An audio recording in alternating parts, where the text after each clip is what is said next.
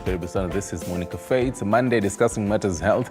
We'll be getting into fitness a little bit later on, but today's health, we discuss matters tobacco control. We'll be having this conversation all the way from the Harm Reduction Society, SECGEN, epidemiologist as well as a researcher, Dr. Kariuki Michael. Karibu sana. Thank you. First off, before we even begin, who is Daktari? I'm pretty sure the epidemiologist as well as a researcher, there are other hats on your head.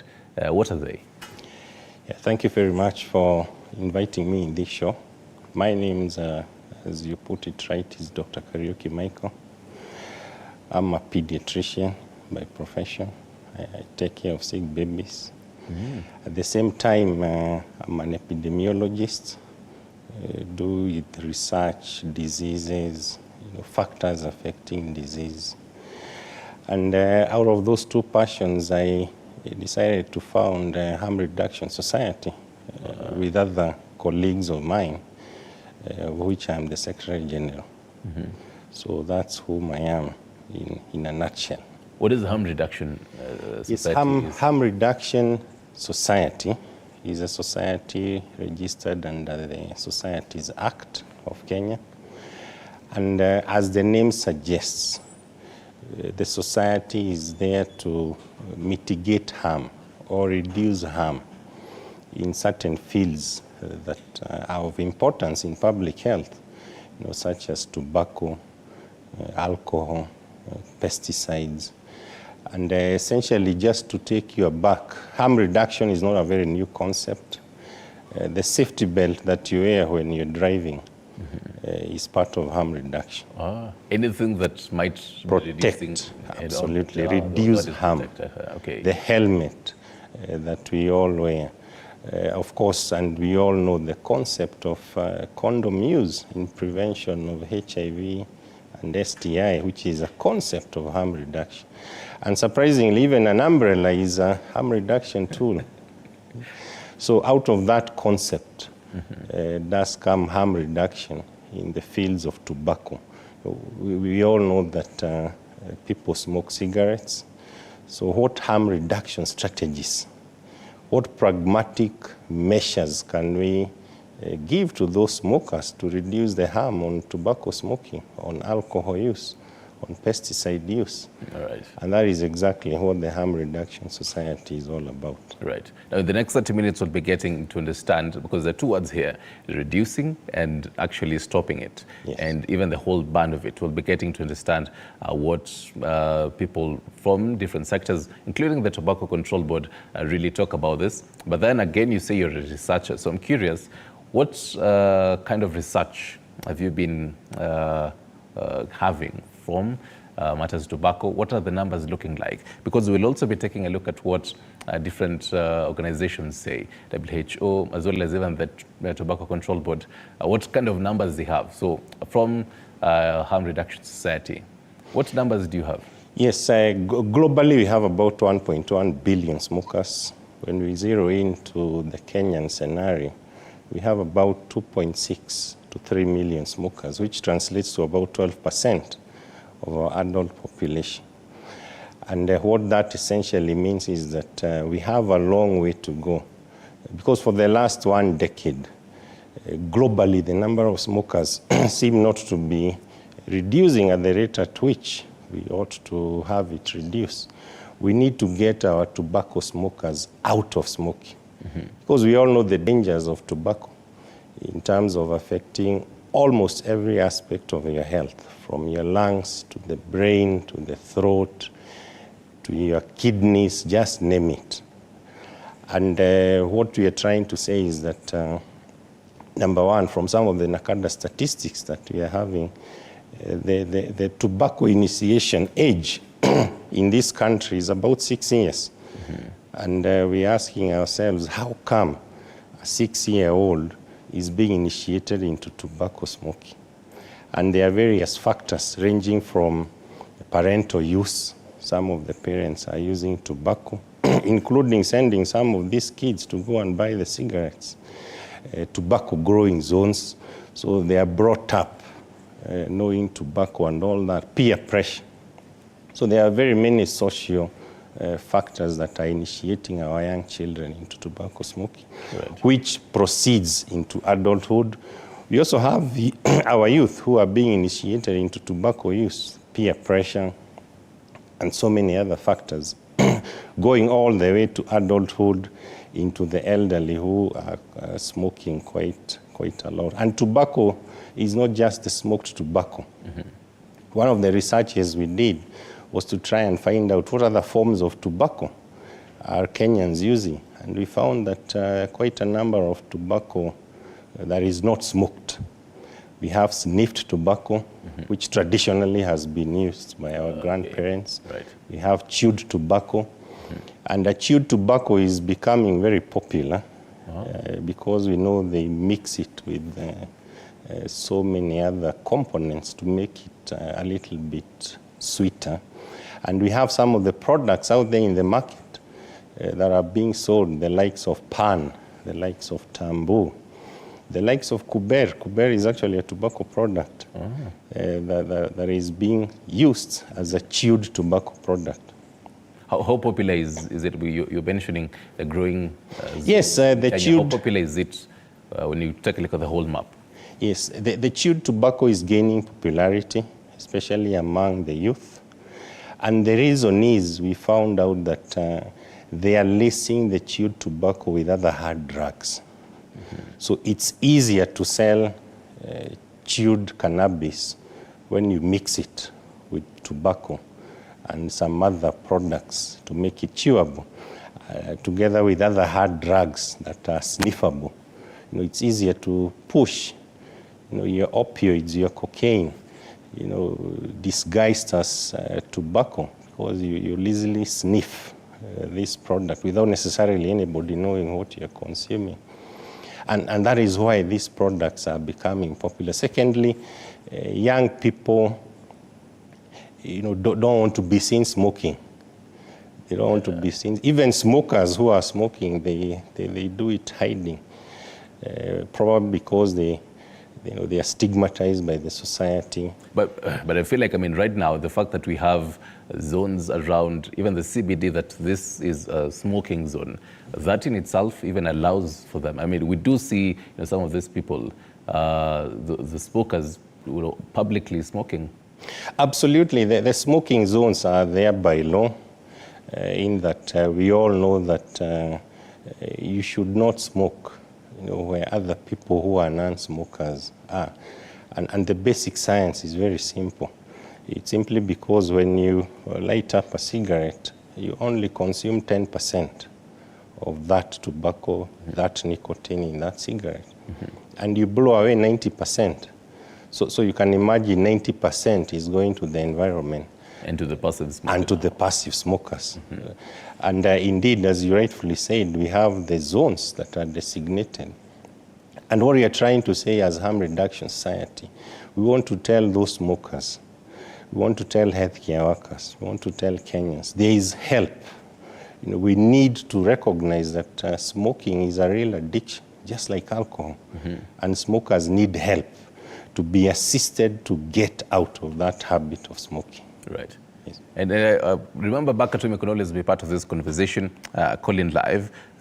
Phone numbers just there on your screens. Try and get him here. 0795 045864. 0795 045864 as we talk about the tobacco control. In case you have any questions or comments, you can throw in them live. 22047 is our SMS number. Now, Daktari, we've established that tobacco can be used either smoking or rather you can also chew it and also sniff it.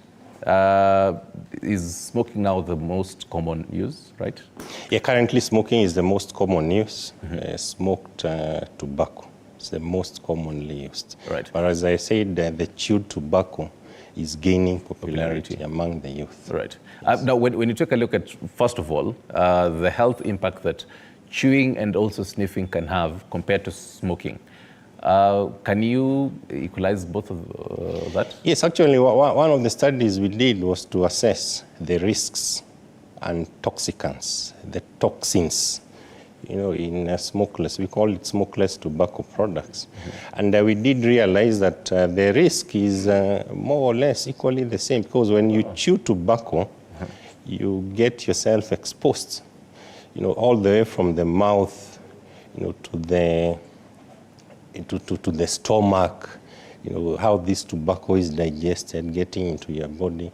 And we did realize that there are quite a number of cases of cancers of the nasal system, of the oral cavity, of the tongue, of the food pipe, or what we call the esophagus, the stomach, that are quite common among those who sniff or chew tobacco.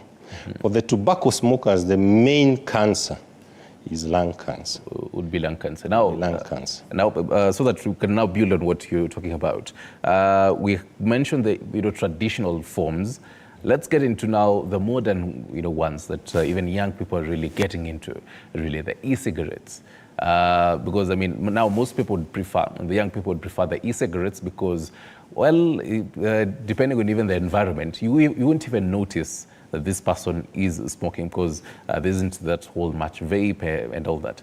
You might really, with your research, tell us more about that. But then even as you build on that, so a research conducted by the New England Journal of Medicine has found that the addition of e-cigarettes to the standard smoking cessation counseling resulted in greater abstinence from tobacco use among smokers. So basically this research showing that the e-cigarettes might actually come in handy when you talk about the harm reduction. How possible is that and how true is that? Yes, it's very much possible. We need to recognize that the original e-cigarette was actually meant to assist smokers to quit smoking. For real? That was the first purpose of an electronic cigarette. How does that work now? Yes. Now, the science of how an e-cigarette works is quite straightforward. People smoke tobacco for the nicotine in it. They become addicted to the nicotine. So people actually smoke tobacco, die out of tobacco smoking because of the nicotine that they have been addicted to. So some scientists found out methods.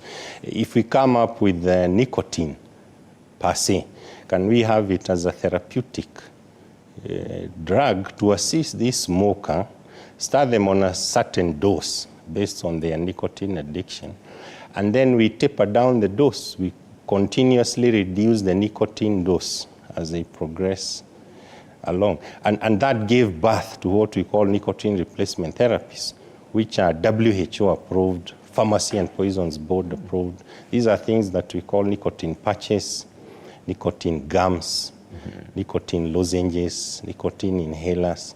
And that was the science behind the nicotine replacement therapies. Then some scientists found out, what if we make a device that will deliver nicotine electronically? And then now put this smoker who is addicted to nicotine, but will die out of the tobacco. There are very many cancer-causing agents in tobacco. Then put them on a program, medical program, and follow them up as you continuously reduce the nicotine dose. So was it designed for a medical goal or a leisure goal? Yes, actually the first person to design it was a heavy smoker. But we all know that nicotine is highly addictive.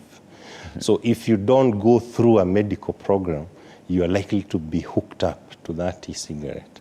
And that is actually what we are seeing world all over, where people are taking up the habit of nicotine, e-cigarettes, and they get hooked to the nicotine.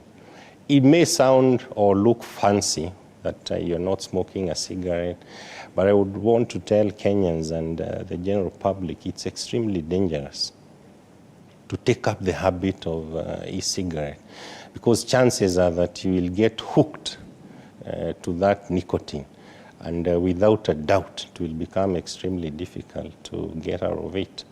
Just to give you an example, the study that you have just mentioned in the New England Journal, right.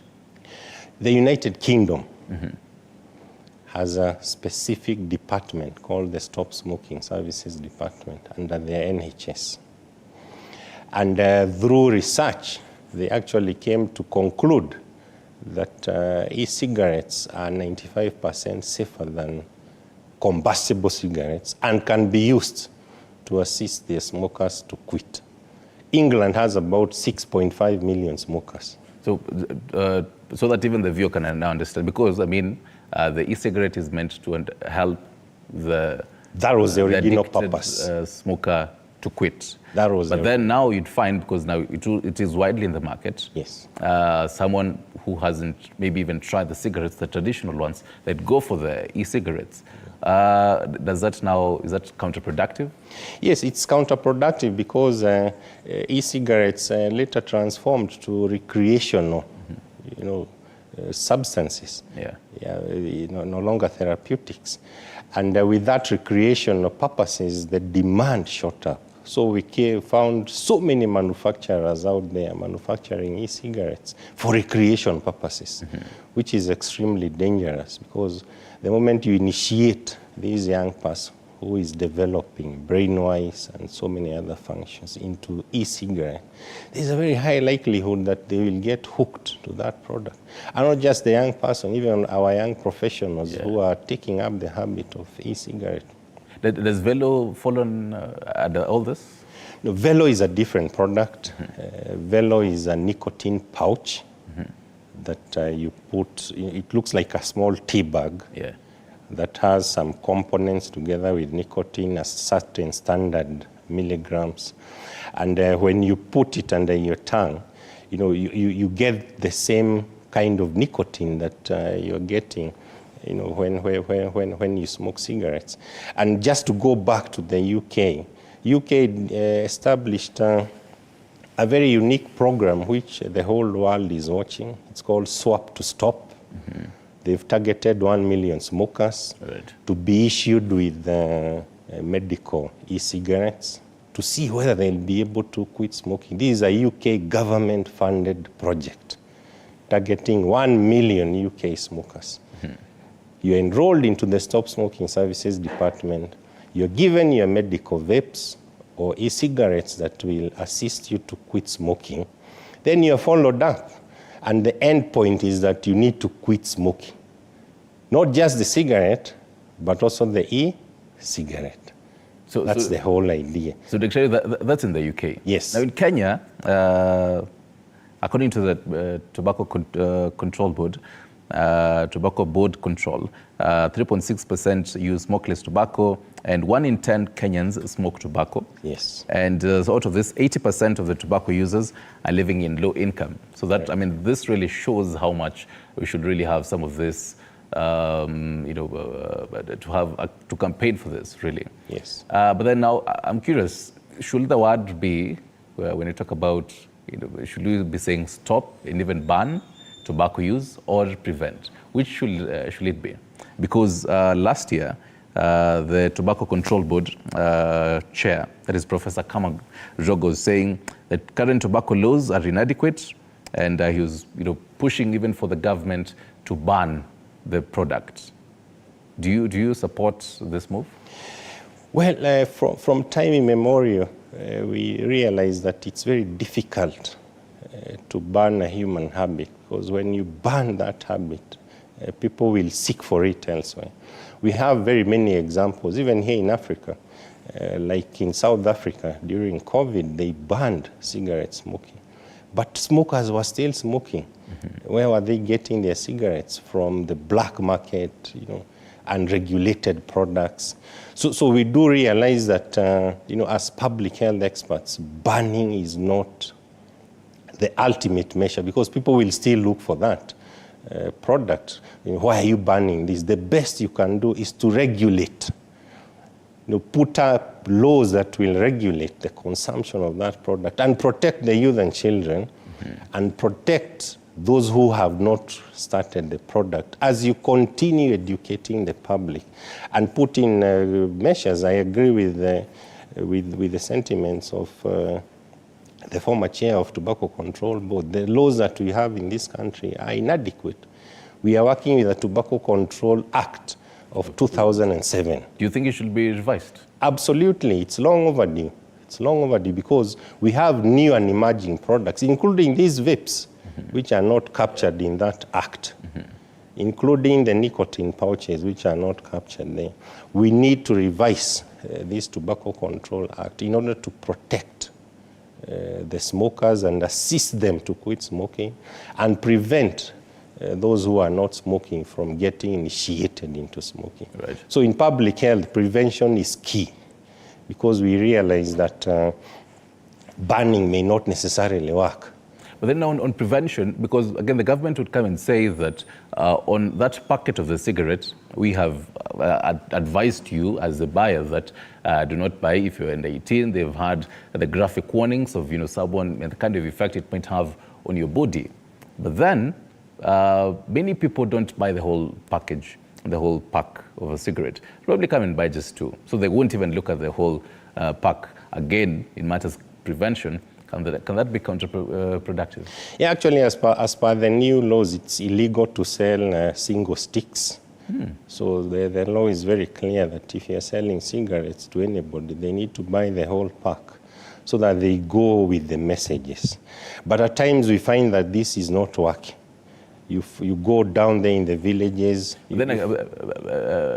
Right, I'm being told that we head to Migori where Kennedy Onyango is. Kennedy, habari asubuhi. Maoni au maswali kwetu? Nina maoni tu. Tafadhali tuambie. Maoni yangu ninaona kama mnaongea kuhusu masuala ya tumbako. Endelea. Sasa kwenye issue ya tumbako, mimi mwenyewe nimesoma kupitia kwenye ulimaji wa tumbako. Wazazi walinishomesha kupitia kwenye kulima kwenye tumbako. Sasa hii kitu ambacho naweza nikasema kwa serikali ni kwamba waangalie kuweka sheria zingine ndogo za kuzuia utumiaji ovyo wa tumbako, lakini sio kwenye swala ya kulima. Swala ya kulima si wenyewe tumesoma kupitia kwenye issue ya tumbako. Kwa hivyo wakiban the whole thing from the market na tusilime tusifanye hivi. Nafikiri itakuwa ni shida kwetu. Kwa hivyo ifanywe tu marekebisho kwenye sheria ambayo itatusaidia tupate na income, kwa sababu hata sisi tunasomesha watoto kupitia kwenye ulimaji wa tumbako. Nafikiri serikali wafanye kitu. Hiyo ndio maoni yangu. Asante sana Kennedy from Migori there. Interestingly, but there Migori is one of the counties that benefited from the WHO project on having the whole tobacco farm projects and happening that happened last year. And I believe that is what you was talking about. We'll get to that in a few. Now I was talking about that law that you're telling us that it's illegal to buy one stick. But then again, some would say that that doesn't make sense, because again, if you're, let's say, for example, buying, let's say, a stock of pens, you won't be told that, well, as much as well, there's the whole damage and everything, but then you won't be told just buy the whole pack of pens. I needed one pen. I don't need the whole, kind of the box of cigarettes. I just needed, let's say, one. Someone would argue that. Yes, they may argue that, but the whole idea of the law is to make sure that you get the messages that are imprinted on that pack. But from our small surveys that we have done, we found that in the villages, that is not, people are still buying single sticks. That's a fact. And not only in villages, even in towns. Even in town, that's a fact, because the socioeconomic status and all that, which is illegal. And the whole purpose of having those messages was to pass on that message to this smoker that this thing is harmful. But despite all that, even those who buy in packs, they are still buying in packets. They know very well that when you burn a cigarette, it's harming your health. Yet they burn it all the way to the end, light a second cigarette, a third, a whole pack, 2 packets. And what we need to realize is that that person is addicted to nicotine. It's like alcohol, and they need help to be able to quit smoking through the form of nicotine replacement therapies, through counseling, and other modalities that are within our law structure in this country. Right. So we've talked about the smoker. We had lightly touched about the passive smoker, and you're telling us that about 3/4 of what the smoker might be blowing out, that 3/4 is what the passive smoker will Actually, 90%. Yeah, naturally, and across the country, and let's even talk about most CBDs in different towns and cities in the country. There might be fewer smoking zones. So that means even for a smoker, they choose to smoke where it is a no smoking zone, and there are people around there. So as someone who is next to someone who might want to smoke, what do you do in such an instance? Do you tell them, usianze kuvuta hapa? How do you react in such a way? Yes, as you rightfully said, we have designated smoking zones. Even workplaces are mandated by law to have designated smoking zones. But how many of the smokers are using those zones? Very few. Smokers are smoking in toilets. They are smoking even in their own homes, in front of their children, in front of their spouse, in front of their parents. And indeed, if you're not a smoker and someone lights a cigarette near you, you need to talk to that person and tell them, hey, please, don't do this here. I mean, get to a designated smoking place, because it's likely to harm. You'll become a passive smoker and smoke more or less the same that the active smoker is smoking. So indeed, you have a right to talk to the smoker and tell them, hey, look, please do it elsewhere, because you are likely going to harm me or these other people who are smoking here. But we find that to be very impractical, because you being the man of the house, you have your spouse, you have your children. How do they tell you to get out to smoke? Yet you're the breadwinner. It becomes a real... So we can only keep on And actually, now to build on that, even the kind of mental impact it can have, even on the passive smokers. After this short break, we'll be joined by Dr. Alfred Weku, who's a psychologist, to help us understand the psychology behind all this. And also, curious, even as we take a short break, how long for passive smoker does it take?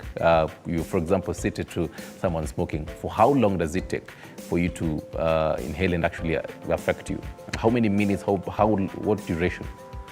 No, just like the smoker is smoking, with every puff, they breathe in, and with every exhalation, they breathe out.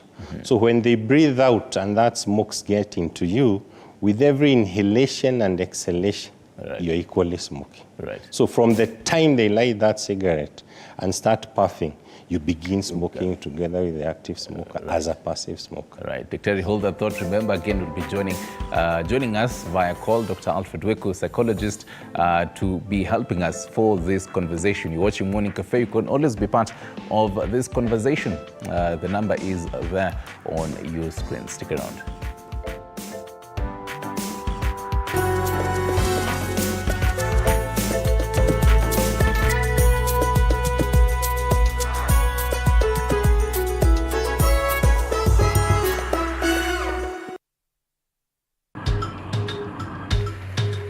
Na safari hii katika Mfahamu Kiongozi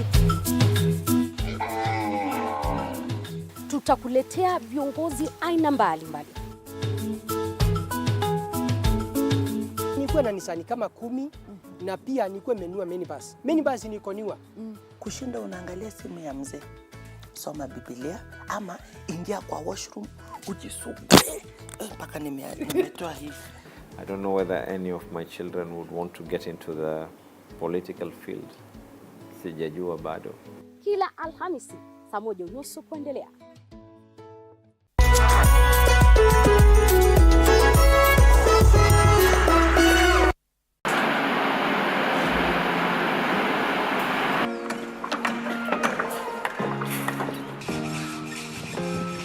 Join us on a journey through the concrete jungles and rising skylines, where every beam, every nail tells a story of progress and vision. In every aspect of life, you have to look at several dynamics. From groundbreaking, Nowadays with the tech, you can check on different websites or you check online and you can see some inspiration. So at least that one would be a direction already. I'll know like what kind of style you're going for.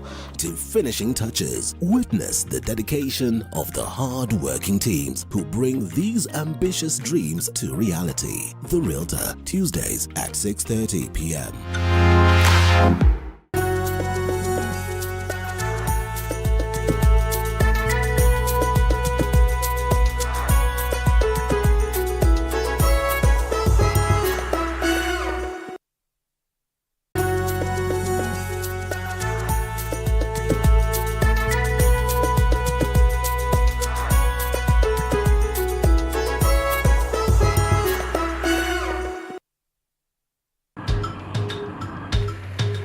Na safari hii katika Mfahamu Kiongozi tutakuletea viongozi aina mbalimbali.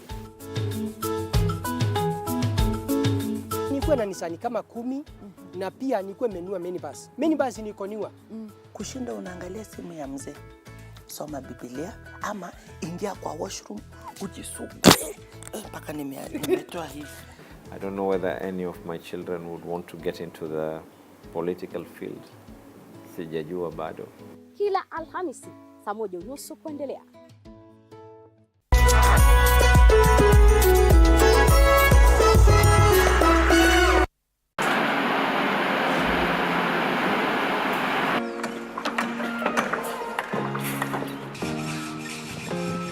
Join us on a journey through the concrete jungles and rising skylines, where every beam, every nail tells a story of progress and vision. In every aspect of life, you know, you have to look at several dynamics. From groundbreaking, Nowadays with the tech, you can check on different websites or you check online and you can see some inspiration. So at least that one would be a direction already. I'll know like what kind of style you're going for. to finishing touches, witness the dedication of the hard-working teams who bring these ambitious dreams to reality. The Realtor, Tuesdays at 6:30 p.m.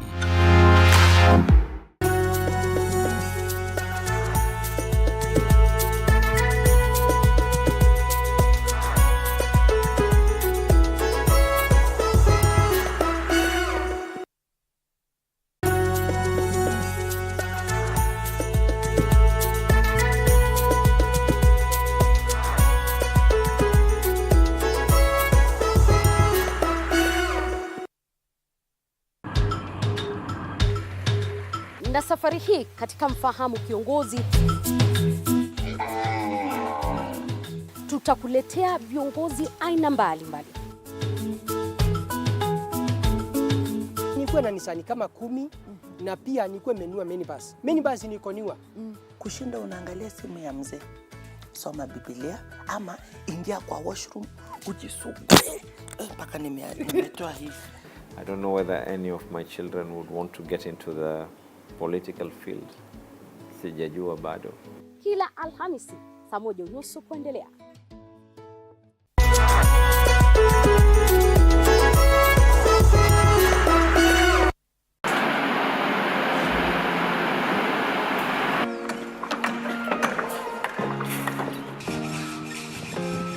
Join us on a journey through the concrete jungles and rising skylines, where every beam, every nail tells a story of progress and vision. In every aspect of life, you know, you have to look at several dynamics. From groundbreaking, Nowadays with the tech, you can check on different websites or you check online and you can see some inspiration. So at least that one would be a direction already.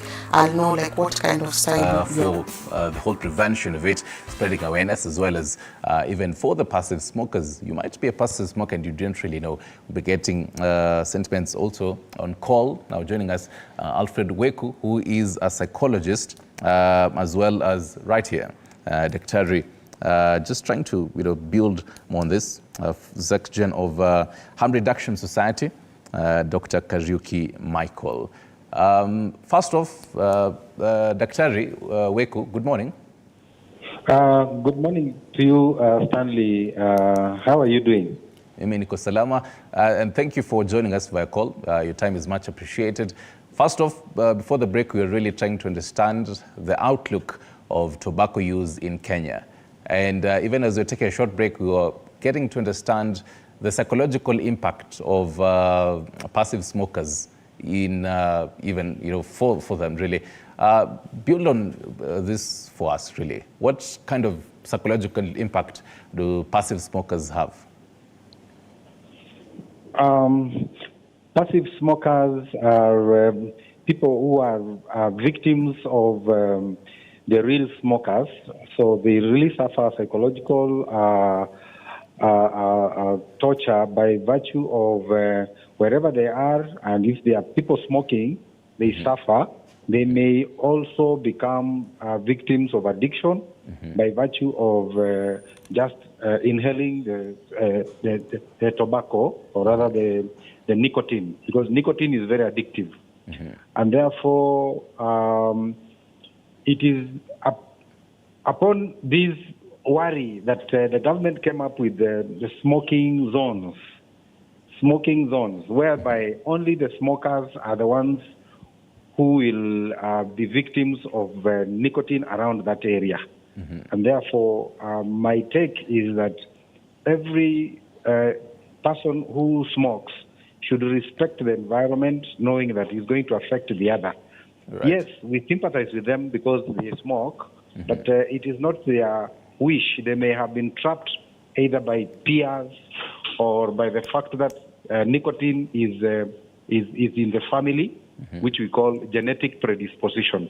And therefore, yes, that is my take. And now, because you mentioned family, and there's something that Dr. Kariuki had mentioned here before the break, and he'd given a whole scenario of you find the father is a smoker.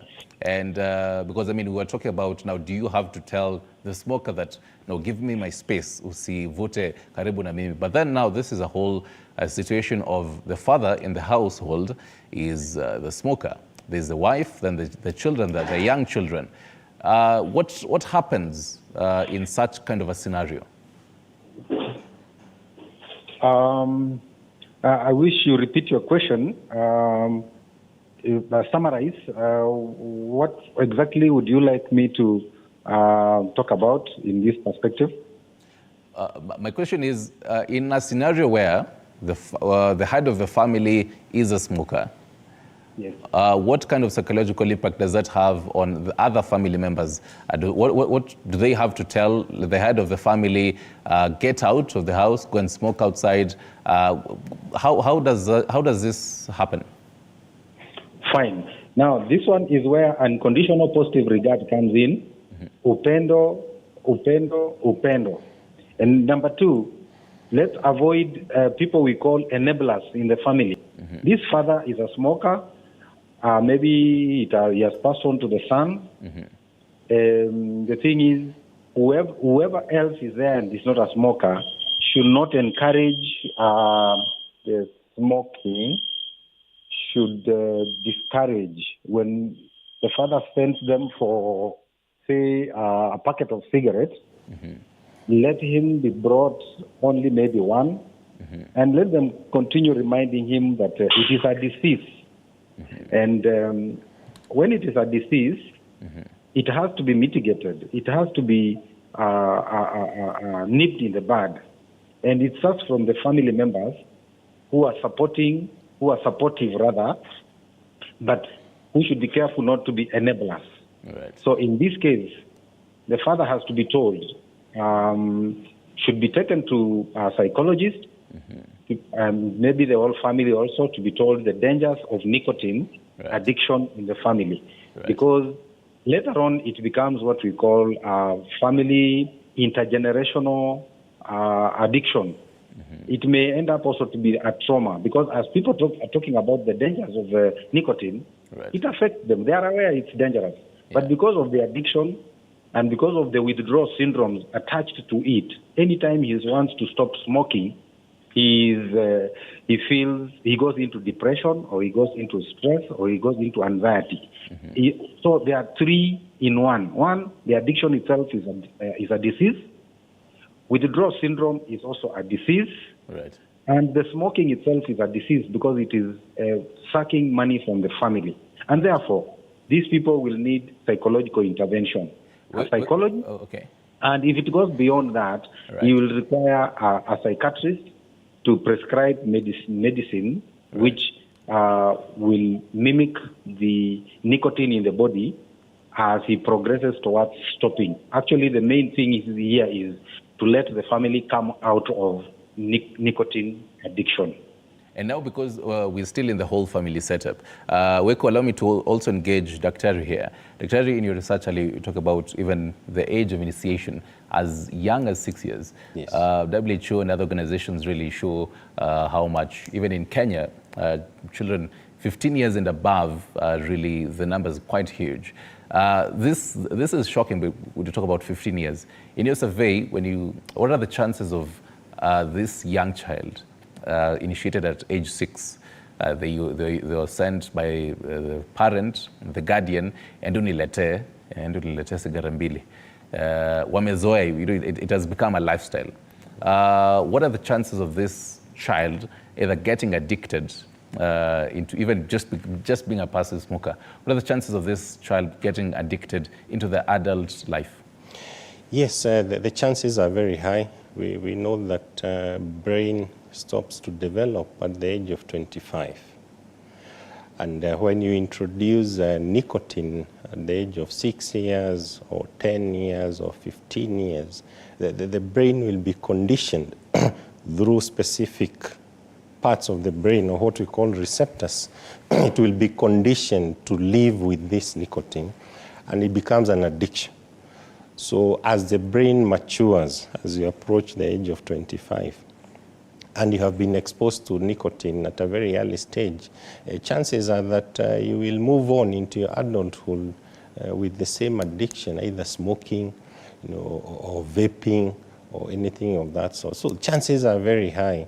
And remember, this child who is being sent is living in the same household with the father or the mother who is smoking. So they are passive smokers, by say. And even when they are being sent, as they go into their teenage years, they would want to experiment. What is this that my mom or dad experiences? And they are experimenting out of the addiction that has been developing as they are being exposed as passive smokers. Right. Yes. Now, Weku, according to the Tobacco Control Board, 80% of the smokers are from the low-income, households, really. And most of them would really say they're using, some of these tobacco products to ease anxiety and all that. But then we're talking about the reducing the use of it. What kind of alternatives can we offer when it comes to even easing anxiety that maybe one has, the depression and all that? Right. Addiction is normally handled through what we call CBT, cognitive behavioral therapy. It's a behavior that, just like we normally say, what you think affects how you feel, and it affects how you behave. Right. So when someone feels craving for the cigarette, the behavior, the feeling is he feels anxious, or he feels angry, or something like that. He has no money, maybe because of the level of earning in the family. So he will look for a coping mechanism. If his coping mechanism is smoking, then we advise such a person to look for other coping mechanisms, e.g., for example, rather, he has to go for exercises. Right. He should do sports. He should watch movies. He should be kept busy by the family members on family matters. He should be given assignments that step in instead of being idle, to engage in smoking. Right. Therefore, smoking is also perpetrated by the fact that the smoker is idle. Most of the people who are smokers, most of them are jobless. Because if you are working, you are in the studio, for example, use Stanley, you will have no time, you will have no time to go, to smoke while you are working. But an idle person has a lot of time. So most of the time he'll end up smoking, and then at the end of the day he ends up smoking quite a lot of nicotine, pumping it into his brain. And what you say, matters jobless, is what I want to build on next, Dr. This 80% of the low income, according to the board, are the ones who are using the tobacco products. But then the National Tax Association was last year proposing that taxes should be raised for tobacco products. Will this now help in matters reducing? Because, he talks about the jobless and people, again, in the low income, 80% of them. So this means if, for example, that pack that was maybe being sold with whatever brand, roughly at around, let's say, 200 bob, and then the next time one goes to buy, they get it, let's say, at around 1,000 bob. Does this mean that they're going to reduce the use? Absolutely not. They will look for other alternatives. They may make homemade cigarettes. They may bring the tobacco and ground it from the tobacco growing zones. And this is what we are trying to say, that raising taxes singularly cannot control tobacco use. It has to be a concerted effort, many measures. Because the price of a cigarette has really increased in the last 10 years. But we still have about 12% of Kenyans smoking. And the numbers in the low and middle income countries are rising. It has been shown that when you raise taxes to a level whereby a product is not affordable, people will look for it elsewhere. We will have a thriving black market and all that. So what you're trying to say, it has to be a concerted effort, not just a singular measure. Because raising taxes have been raised for tobacco products for so many years, but we are not seeing the desired levels of or prevalences of smoking. And we need to put in more measures.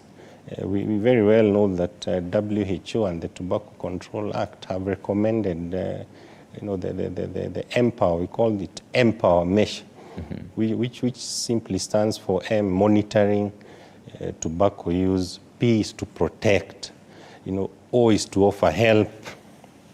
Then, of course, W is to warn on the dangers of tobacco. Enforcement, E, which has been a very weak link. We all know, for example, shisha, which is 100% tobacco, was banned, but people are still using shisha. So the enforcement component has been quite weak. So we need to strengthen enforcement so that our young people and youth don't have access to the cigarettes. People don't buy single sticks. And of course, the last is raise taxes. So these measures have been there for many years, since the Tobacco Control Act was enacted in 2007. And what we are telling the government and the lawmakers is, what other alternative ways can we bring on board? What are the harm reduction ways can we bring on board to assist our smokers to quit? What can we borrow out there that has worked? For example, Sweden will be declared smoke-free.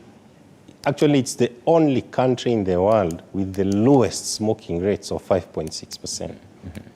Do you think, because the earlier caller from Migori was talking about what the government really needs to do, and Ali will also talk about how the World Health Organization had and has a project, and Kenya was the first country to benefit from that, the tobacco farm projects. And Migori was the first county to have that project launched. Yeah. And so this project really has much to do with that, many acres of land that tobacco is farmed, they turn it into, other, products. Yes. And if it's maize, if it's beans, you name it.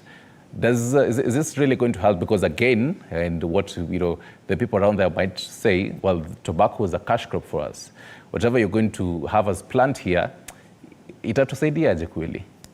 Yes, actually, when the project was launched, it was a very good initiative because what they did is that they encouraged farmers to farm different products, food products.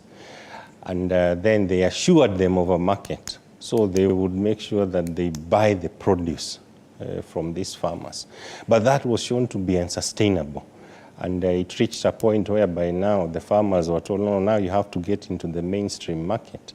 And farmers found that to be a very big challenge, because you're getting into a mainstream market of, let's say, beans, where other farmers in the country are also farming beans. So you don't get the price that you would really want. And the farmers asked a very big question. I mean, if I was earning this much from tobacco, then why are you moving me to this other product where I'm not guaranteed of earnings? Yeah. So if the project can be sustained in that way and assure markets for the produce that is produced by these farmers, then it would work. But if you get them into the mainstream market and compete with other farmers in the country, then it becomes a problem. They will go back to their tobacco because they know tobacco is a cash crop. I will sell this product at the end of this. And as the caller said, they've been educated through this. So we need a lot of measures on board to encourage this concept of growing food, not tobacco. Dr. allow me to pick Wiku's final thoughts. So Wiku, even as you give us your final thoughts, so this week NACADA has started the prevention week, really targeting those using drugs and different types of drugs, and those also in abstinence and those who do not use. And this will really form a huge campaign all the way to the 23rd. In your final thoughts, what do you think NACADA and generally the government should be doing when it comes to reducing the use of tobacco in our conversation today? So we are speaking, I'm in current hospital, and I'll tell you the prevalence of tobacco damage or disadvantage is quite high, because many hospitals are full of people who want to be out of the tobacco. Some of the dangers that tobacco brings to the human body is diseases, including cancer. And therefore, I would, if I were given an opportunity to make a decision, an abrupt or a knee-jerk decision, I would say, let us balance the benefits that the farmers get from tobacco plant growing and what we get from the factories vis-a-vis the dangers we are getting in the Kenyans who are suffering from cancer and the rest, and TB and so forth. Which one overweighs the other? Which one should we pick?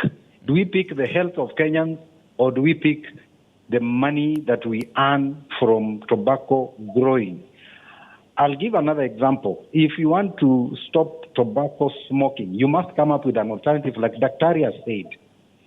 We have a department called methadone in our hospital, Madari, training, teaching and training and treatment, and the referral hospital rather. Methadone, the purpose is to mimic or to replace the substance, which is very, very toxic. And therefore, instead of people injecting themselves in the estates and going to steal from Wananchi, they would rather be given methadone at the government hospitals to also save the community from petty thieves. Because an addict of cigarette, whatever you do, he will look for a way of smoking. If you snatch him that cigarette, if you do not replace it and you don't treat him, he will look for a way. He will either go and steal to get money, to steal, to steal from the relatives, steal from the parents, until he gets a cigarette in his pocket, just like the people who are methadone are doing, instead of